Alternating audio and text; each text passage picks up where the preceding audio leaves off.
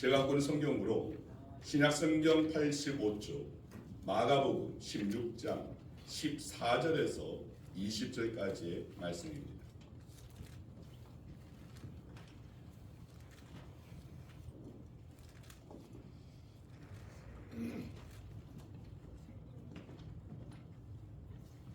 마가복음 16장 14절에서 20절까지 우리 교독하겠습니다. 제가 먼저 14절 말씀 읽습니다.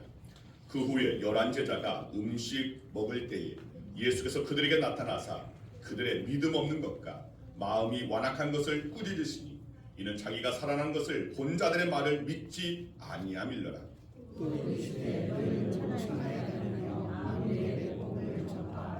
믿고 세례를 받는 사람은 구원을 얻을 것이요 믿지 않는 사람은 정죄를 받으리라. 믿는 자들에게 표적이 따르니 그들이 내 이름으로 귀신을 쫓아내며 새 방언을 말하며 뱀을 집어 홀리며 무슨 독을 마실지라도 해를 받지 아니하며 병든 사람에게 손을 얹은즉 나으리라 하시더라. 주 예수께서 말씀을 마치신 후에 하늘로 올려지사 하나님 우편에 앉으시니라. 다 같이 제자들이 나가 두루 전파할세 주께서 함께 역사하사 그 따르는 표적으로 말씀을 확실히 증언하시니라. 아멘. 기도하겠습니다. 아버지 감사합니다. 오늘 저를 사랑하심에 감사하고 오늘 주님 앞에 예배 드림에 있어서 정말 우리 모든 성도들의 헌신과 수고와 정성 가운데 주님 앞에 예배 드릴 수 있는 은혜 주시니 감사합니다. 보이지 않는 곳에서 주님을 위해서 예수고 수고하는 성격을 주님 기억하여 주시고 그 가운데서 정말 저들의 그 삶 가운데 하나님 한량없는 그 은혜가 넘쳐날 수 있도록 허락하여 주시옵소서. 오늘 예배 말씀 가운데 주님 오늘 그 말씀이 곧 능력이 되게 하여 주셔서 말씀을 듣는 가운데서 모든 병마가 떠나가고 치유의 역사, 회복의 역사, 형통의 역사가 오늘 저희의 삶 가운데 나타날 수 있도록 행하여 주시옵소서. 부족한 종이 감히 입술을 열어 주의 이름을 앞세워 선포합니다. 나사렛 예수 그리스도의 이름으로 명하니 우리 모든 성도들에게 있어서 감기에서 암에 이르기까지 모든 병에 예수 그리스도의 오늘 간섭하심의 치유의 역사가 나타날지어다. 보혈의 능력이 오늘 저들의 사로잡아 주시는 오늘 귀한 역사 허락하여 주실 줄 믿습니다. 주님 다시 한번 선포합니다. 예수 그리스도의 이름으로 명하니 우리 모든 성도들의 근심과 걱정과 염려와 불안과 두려움은 떠나갈지어다. 주님께서 결제하여 주시고 주님께서 역사하여 주시되 말씀을 듣는 가운데서 성령께서 함께 하여 주셔서 주님 하늘 문이 활짝 열려지며 하늘의 신령한 복을 받아 누리는 귀한 은혜의 시간 될 수 있도록 성령께서 강단 위아래 동일하게 역사하여 주시옵소서.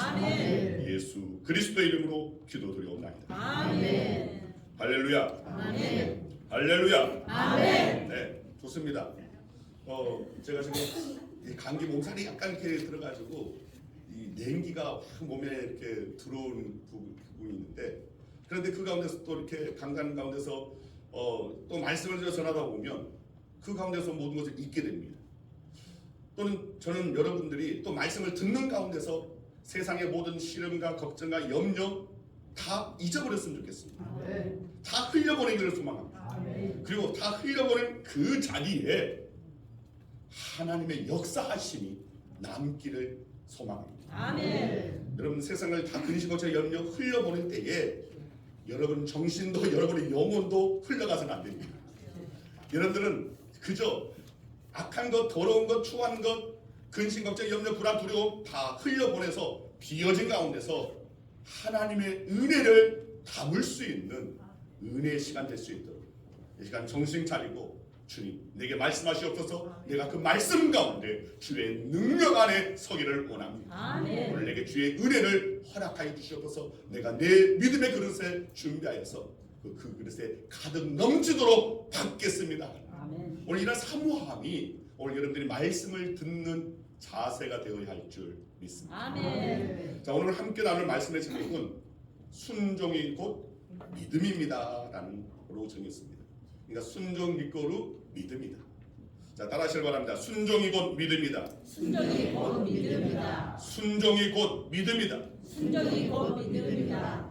자, 여러분 믿음 생활이란 하나님 말씀에 온전히 순종하며 살아가는 것입니다. 이것이 바로 믿음 생활이고 이것이 바로 신앙 생활입니다. 그런데 정작 문제는 무엇이냐? 하나님의 말씀에 자신의 생각을 더하거나 아니면 대충 따르고 순종하는 것, 이것이 바로 문제가 있습니다. 자, 요즘 뉴스에 부실공사에 대한 뉴스가 참 자주 등장을 합니다. 새롭게 지은 아파트에 갔더니 문틈이 벌어져 있고 물이 뚝뚝 떨어지는 누수가 있고 또 벽에 금이가 있고 그리고 기둥에 철근이 적게 들어가서 그래서 일명 나오는 말이 순살 아파트, 뼈가 없는 순살 아파트라는 오늘 그런 참 염려스러운 그런 이야기가 들려옵니다. 자, 이 모든 일의 근본 원인이 어디에 있습니까? 공사를 할 때에 설계도대로 설계 그 도면대로 공사하지 않았기 때문입니다. 자, 이렇게 부실 공사를 하는 오늘 그런 건물들은 어떤 위험이 있습니까? 붕괴 위험이 있습니다. 여러분, 신앙도 마찬가지입니다. 여러분, 하나님의 말씀은 우리 인생의 설계도와 같습니다. 우리는 말씀대로 바로 그 설계한 대로 우리는 시공을 해요. 즉 우리 인생을 살아내야지만이 비로소 아름답고 안정감 있는 정말 인생의 그 승리자로, 인생의 성공자가 될 수 있는데, 그러나 우리가 하나님의 말씀의 그 설계대로 살아가지 못하고 내 생각 따라, 내 감정 따라, 내 기분 따라, 또 세상의 오늘 그런 흐름 따라 거기에 휩쓸려서 살고 있지는 않은지를 우리는 생각해 볼 수 있어야 됩니다. 여러분, 우리는 하나님의 말씀에 근거하는 삶을 살아야 됩니다. 아멘. 그럴 때에 바로 오늘 우리의 삶 가운데서 하나님의 역사하심이 나타나게 될 줄 믿습니다. 아멘. 자, 오늘 말씀을 읽어보면 한편으로 참 큰 은혜가 되는 부분이 있습니다. 왜냐하면 지금 이 말씀을 듣고 있는 제자들의 상태가 어떠한가? 대체 어떠한 제자들에게 그들의 영적 상태에 오늘 그런 가운데서 하나님께서 말씀을 주고 계시는데 왜 오늘 이런 말씀 가운데서 정말 오늘 우리들은 이 말씀을 어떻게 대할 수 있을까? 혹시 오늘 우리들도 이 제자들과 같지 않을까라는 오늘 서로 대입하면서 말씀을 본다면 여러분 은혜가 될 수 있습니다. 오늘 말씀에 보면 믿음의 사람들이 아니 믿음 없는 사람들이 믿음이 연약한 사람들이 어떻게 하나님의 일을 할 수 있는지를 확실하게 보여주고 있는 그런 말씀입니다. 먼저 본문 14절 말씀 보면 예수님께서 제자들 책망하십니다. 꾸짖습니다. 믿음 없다고 책망하셨습니다. 자, 그래 놓고도 그 믿음 없는 제자들에게 엄청난 일을 맡기십니다. 온 천하에 다니며 만민에게 복음을 전파하라고 명하신 것입니다. 자, 분명히 저들의 믿음 없음을 책망하셨는데 그런데 너무나 큰 사명을 저들에게 주고 계신 것입니다. 자, 만약 이 제자들이 순종 안 하면 어떻게 됩니까? 예수님께서 지난 3년 반 동안 공들였던 오늘 그 모든 수고가 다 허사가 되고 마는 것입니다. 세계 복음화는 날아가는 것입니다. 자, 그럼에도 불구하고 예수님께서는 이 연약한 믿음 없다고 책망하신 오늘 이 제자들에게 복음 전파를 맡겨놓고서 승천하셨습니다. 자, 여기서 우리는 매우 중요한 사실을 하나 깨달을 수가 있습니다. 자, 그것이 뭐냐면 우리가 믿음이 완전해야 주의 일을 감당할 수 있는 것은 아니다라는 것입니다.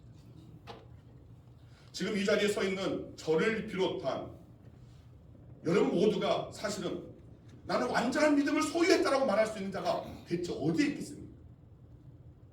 여러분, 우리는 사실 완전한 오늘 그런 믿음을 소유하는 것은 참 어렵고 불가능에 가깝습니다. 여러분, 그런데 하나님께서 원하시는 믿음은 무엇이냐? 우리의 완전하고 완벽한 믿음을 바라시느냐? 그게 아니라는 것입니다. 하나님께서 진정 원하시는 믿음은 순전한 믿음입니다. 완전한 믿음과 순전한 믿음은 분명 차이가 있습니다. 여러분 우리는 모두 연약한 존재이기 때문에 완전할 수는 결코 없습니다. 믿음도 마찬가지입니다. 그럼에도 불구하고 하나님께서 진정 원하시는 믿음은 부족한 중에도 연약한 가운데 있어도 주님의 말씀에 순종하는 것. 바로 이것입니다. 바로 이것이 바로 순전한 믿음입니다. 여러분 우리는 성경에서 중요한 사역의 원리를 발견할 수 있습니다. 사람이 말씀에 순종하면 하나님이 역사하신다는 사실입니다. 자, 따라하시기 바랍니다. 우리가 순종하면 하나님이 역사하신다. 우리가 순종하면 하나님이 역사하신다. 네, 맞습니다. 많은 사람들이 나는 감당할 큰 믿음이 없어서, 나는 믿음이 너무나 작아서, 나는 믿음이 연약해서 하나님의 일을 하지 못합니다라는 말 참 많이들 합니다. 또 저도 그런 말들을 참 많이 들었습니다. 그러나 성경을 보면 산을 옮길 만한 큰 믿음은 다른 것이 아니라 순종하는 믿음입니다. 요한복음 11장 38절에서 44절 말씀을 보면 예수님께서 죽은 나사로를 다시 살리시는 기적의 내용이 나타납니다. 그런데 그 장면에서 보면 인간의 역할과 하나님께서 하시는 역할이 분명하게 구분되어 있습니다. 여러분 우리 인간은 기적을 행할 수는 없습니다. 특히 죽은 사람을 살려내는 일은 더더욱 할 수 없습니다. 아니 못합니다. 그러나 하나님은 하십니다. 따라하시기 바랍니다. 하나님은 하신다. 하나님은 하신다. 자, 그러면 하나님은 하시되 어떻게 하십니까? 바로 저와 여러분의 순종을 통해서 하십니다. 자, 요한복음 11장 내용을 살펴보면 예수님께서 죽은 지 나흘이나 지난 나사로의 무덤에 가셨습니다. 그런데 당시의 무덤은 우리가 하는 땅을 파서 매장하는 그런 무덤이 아니었습니다. 당시 유대인들의 그 무덤은 이 동굴을 파서 그 가운데 그 동굴 안에 인공으로 만든 그런 동굴이든 아니면 자연적으로 만드는 그 동굴이든 그 안에 시신을 집어넣고 그 동굴의 그 입구를 돌로 막아놓는 형태입니다. 자, 예수님께서 바로 그 돌의 입구에 서셨습니다. 그리고 예수님께서 마르다에게 하신 말씀이 요한복음 11장 39절 말씀, 돌을 옮겨 놓으라. 돌을 옮겨 놓으라고 말씀하셨습니다. 물론 예수님께서도 제자들과 함께 이 일을 하실 수 있습니다. 그러나 예수님께서는 사람들에게 이 일을 맡기신 것입니다. 주님이 하실 수 없어서 그런 것이 아닙니다. 사람의 순종을 기대하셨기 때문입니다. 그렇다고 해서 불가능한 일을 요구한 것도 아닙니다. 어려운 일도 아닙니다. 마르다는 그저 사람들과 함께 가서 돌을 옮겨 놓으면 되는 것입니다. 그런데 마르다가 이렇게 말합니다. 주여, 죽은 지가 나흘이나 되었으면 벌써 냄새가 나나이다. 여러분 무슨 말입니까? 여러분 주님의 일을 방해하는 것은 다른 것이 아닙니다. 바로 우리의 선입견입니다. 돌을 옮겨 놓아봤자 나사로는 이미 죽었는데 돌을 옮긴들 무슨 소용이 있습니까? 무엇을 한들 이미 나사로는 죽었는데 어찌 해볼 도리가 없는데 왜 이 돌을 옮겨봤자 하등에 소용없을 터인데 왜 돌을 옮겨 놓으러 가십니까? 지금 이런 의미를 담고 있습니다. 그저 예수님께서는 돌을 옮겨 놓으라고 했을 뿐입니다. 그런데 마르다는 묻지도 않은 자기 생각을 말하고 있습니다. 그렇습니다. 우리는 때때로 우리의 생각에 앞서서 하나님의 일을 방해할 때가 있습니다. 예수님보다 앞서갈 때가 있습니다. 순종은 어려워서 못하는 것이 아닙니다. 말씀보다는 자기 생각, 내 생각이 앞서기 때문에 그렇고 자기 생각이 강하기 때문에 결코 순종하지 못한다는 것입니다. 마르다가 바로 그랬습니다. 그때 이런 마르다에게 예수님께서 이렇게 책망하십니다. 40절에 있는 말씀입니다. 네가 믿으면 하나님의 영광을 보리라. 따라하시기 바랍니다. 믿으면 하나님의 영광을 본다. 믿으면 하나님의 영광을 본다. 자, 여러분 우리는 이 말씀에 주목해야 됩니다. 처음 예수님은 마르다에게 믿음에 대한 얘기를 전혀 하지 않으셨습니다. 다만 무덤 입구에 서서 그 입구를 막고 있는 돌을 옮겨 놓으라라고만 하셨습니다. 그런데 이 말에 대해서 마르다가 다른 얘기를 하자 예수께서 이렇게 말씀하신 것은 네가 내 말을 믿으면 하나님의 영광을 보리라. 즉 돌을 옮겨 놓으라는 주님 말씀에 순종하는 것이 곧 믿음이다. 네가 믿으면, 네가 그저 순종하면 하나님의 영광을 볼 것인데 네가 믿음이 없어서 순종하지 못하는 것 아니냐. 바로 이런 말씀입니다. 여러분 따라하시길 바랍니다. 주님 말씀에 순종하는 것이 믿음이다. 순종하는 것이 믿음이다. 여러분 믿음을 대단하게 생각하는 경향이 있는데 아닙니다. 그저 말씀에 순종하는 것, 이것이 바로 믿음입니다. 여러분 성경에서 믿음이라는 단어 대신에 다른 단어를 꼭 집어 넣어야 한다면 바로 그것은 순종이라는 단어입니다. 왜냐하면 믿지 못하면 순종할 수 없기 때문입니다. 어떤 말에 순종한다는 말은 그 말을 믿는다는 것입니다. 여기에 우리 인간의 역할이 있습니다. 여러분 인간은 기적을 일으키는 존재가 결코 아닙니다. 기적은 하나님이 하십니다. 하나님만이 일으키십니다. 그렇기 때문에 우리는 하나님 말씀에 순종만 하면 되는 것입니다. 우리가 순종하면 하나님은 우리의 순종을 통해서 위대한 일을 행하여 주시는 것입니다. 마르다가 돌을 옮겨 놓으니까 비로소 예수님께서 큰 소리로 나사로야 나오라 이렇게 말씀하셨습니다. 그때 나사로는 그 말씀대로 수족을 배로 동인처럼 나왔습니다. 죽은 나사로가 살아나는 것입니다.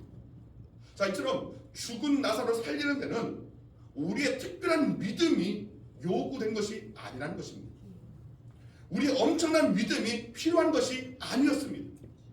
단지 주님 말씀에 순종하는 것, 이것이 필요했습니다. 우리가 하나님의 일을 할 때 그 무슨 대단한 믿음이 있어야 되는 것 절대로 아닙니다. 그저 주님 말씀에 순종할 만한 믿음만 있으면 되는 것입니다. 그렇다면 오늘 본문에 나오는 제자들의 상황은 어떠했습니까? 자, 이들은 선생이신 예수님의 부활을 믿지 못했습니다. 예수님이 부활하셨다는 얘기를 여러 번 들었음에도 불구하고 설마 있습니다. 있을 수 없는 일이라고 치부했습니다. 자, 부활을 본 사람들이 여러 번 찾아와 그들에게 말했지만 믿지 않았습니다. 자, 오늘 본문 우리가 14절부터 읽었는데 그 앞에 있는 9절에서 13절의 말씀을 함께 있습니다. 같이 읽습니다. 예수께서 안식 후 첫날 이른 아침에 살아나신 후 전에 7 귀신을 쫓아내어 주시고 막달라 마리아에게 먼저 보이시니 마리아가 가서 예수와 함께 왔던 사람들이 슬퍼하며 울고 있는 중에 이 일을 알리니 그들은 예수께서 살아나셨다는 것과 마리아에게 보이셨다는 것을 듣고도 믿지 아니하니라. 그 후에 그들 중 2 사람이 걸어서 시골로 갈 때에 예수께서 다른 모양으로 그들에게 나타나시니 2 사람이 가서 남은 제자들에게 알리었을 때 역시 믿지 아니하니라. 자, 11절 끝에도 믿지 아니하니라. 또 13절 끝부분에도 믿지 아니하니라. 이처럼 하도 안 믿으니까 예수님께서는 직접, 3번째는 직접 예수님께서 나타나셨던 것입니다. 오늘 본문 14절 말씀 다시 한번 읽습니다. 그 후에 11 제자가 음식 먹을 때에 예수께서 그들에게 나타나사 그들의 믿음 없는 것과 마음이 완악한 것을 꾸짖으시니 이는 자기가 살아난 것을 본 자들의 말을 믿지 아니함이니라. 여러분 예수님은 제자들에게 나타나셔서 이 제자들을 책망하셨습니다.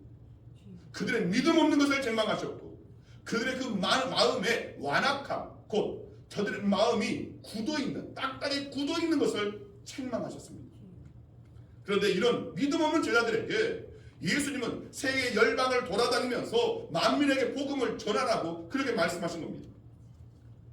여러분 여기서 우리는 알아야 할 것은 복음을 전하는 자는 분명 사람입니다. 하지만 그 복음을 통해서 역사하시는 분은 하나님이십니다. 다 같이 16절 말씀, 오늘 보면 16절 말씀 한 목소리로 같이 읽습니다. 믿고 세례를 받는 사람은 구원을 얻을 것이요 믿지 않는 사람은 정죄를 받으리라. 자, 믿고 세례를 받는 사람은 구원을 얻는다. 자, 그런데 이 말씀에서 마치 세례가 구원받는 조건인처럼 오해하는 이들이 있습니다. 여러분, 아닙니다. 전혀 그렇지 않습니다. 믿으면 구원을 받습니다. 그러나 구원을 얻는 믿음을 세례를 통해서 하나님과 사람 앞에서 공개적으로 드러내야 한다는 그런 말씀입니다.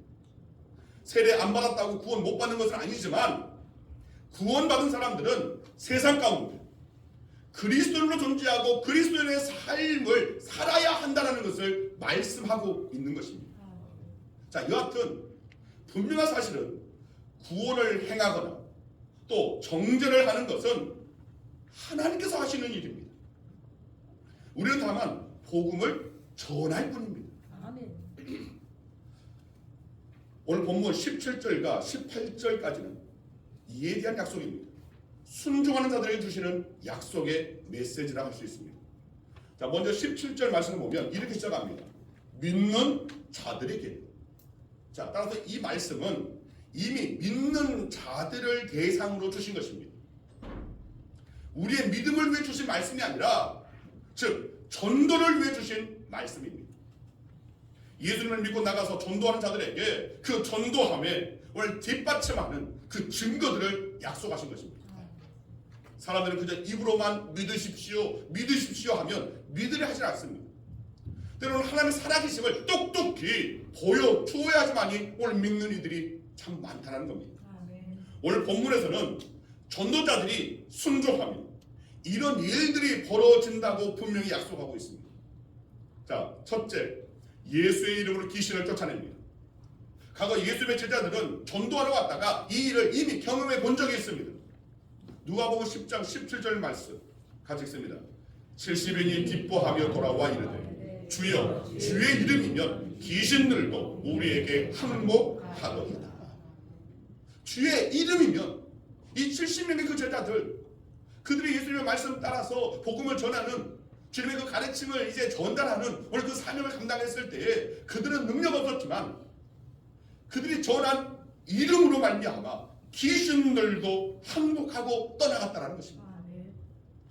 두 번째는 새 방언을 말합니다.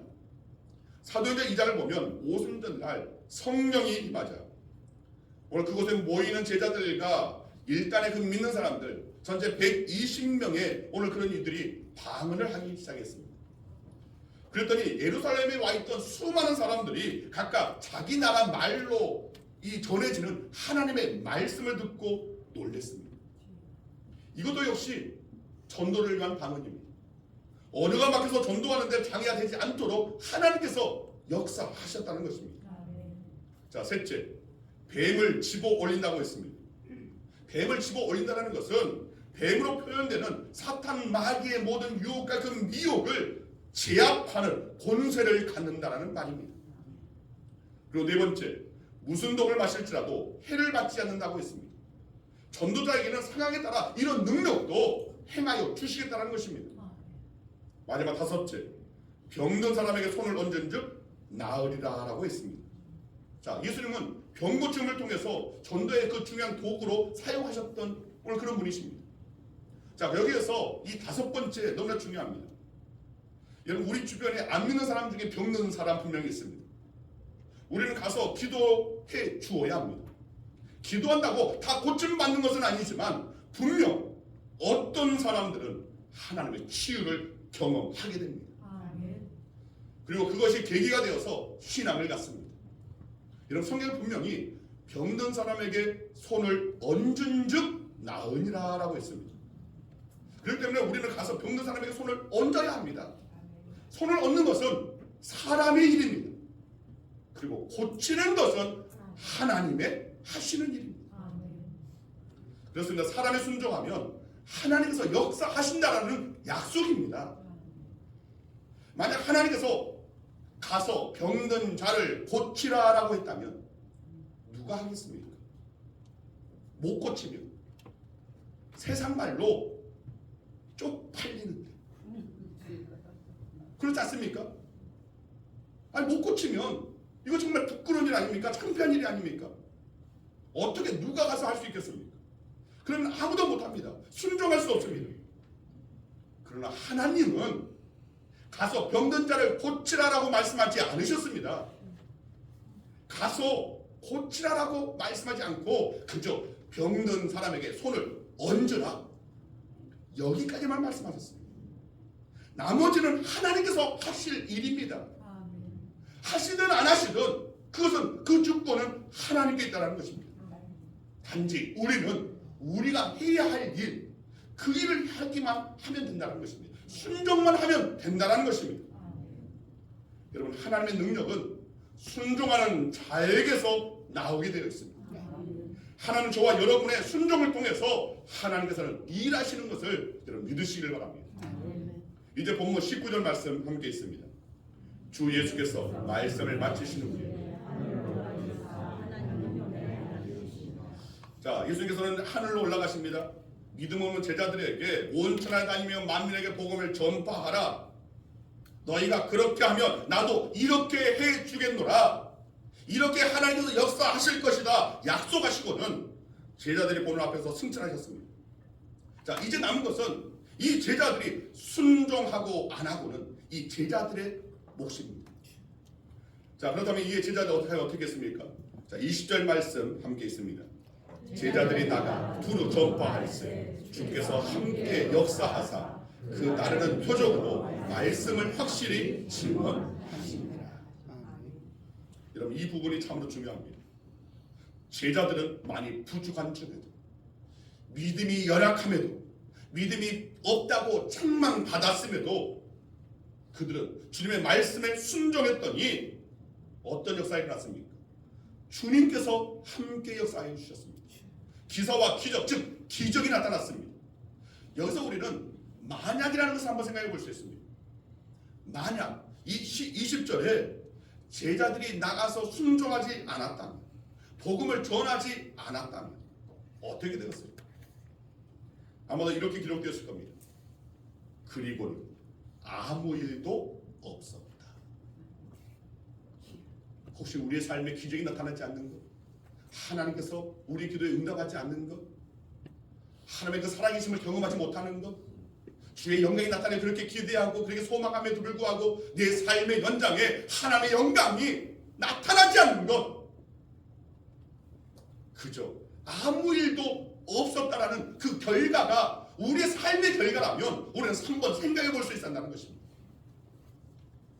여러분, 성경에 기록된 하나님의 언약, 계약은 상호간입니다. 그리고 계약에는 언제나 조건이 다릅니다. 네가 뭐 하면 내가 뭐 하겠다입니다. 이것이 구약에 보면 모든 이 언약, 계약의 오늘 그 내용이 다 그러합니다. 즉 계약은 그 조건에 합당하게 행할 때 성립되는 것이고 성취되어지는 것입니다. 사람이 순종하면 하나님께서도 일을 하시는 것입니다. 그런데 사람이 순종하지 않으면 하나님께서 하실 일, 아니 하실 필요가 없다는 것입니다. 여러분, 우리는 간혹 주님의 명령을 받을 때에, 하나님의 일이 주어질 때에 이런저런 변명을 합니다. 핑계를 대면서 회피하려고 합니다. 그리고 자기의 생각, 인간의 생각, 사람의 생각을 오늘 집어넣고 하나님께서 하시는 말씀에서 나타나는 것보다는 사람의 생각이, 인간의 생각을 우선시합니다. 그러면서 이렇게 회피합니다. 좀 더 믿음이 강해지면 그때 하겠습니다. 아직은 때가 아닙니다. 제 능력이 부족해서 주의 일을 감당할 수 없습니다. 주님, 힘써 복음을 전했는데 아무도 제 말을 듣지 않으면 어떻게 합니까? 주님, 말씀에 온전히 순종했는데 아무런 일도 일어나지 않으면 어찌합니까? 여러분, 도대체 왜 이런 걱정을 합니까?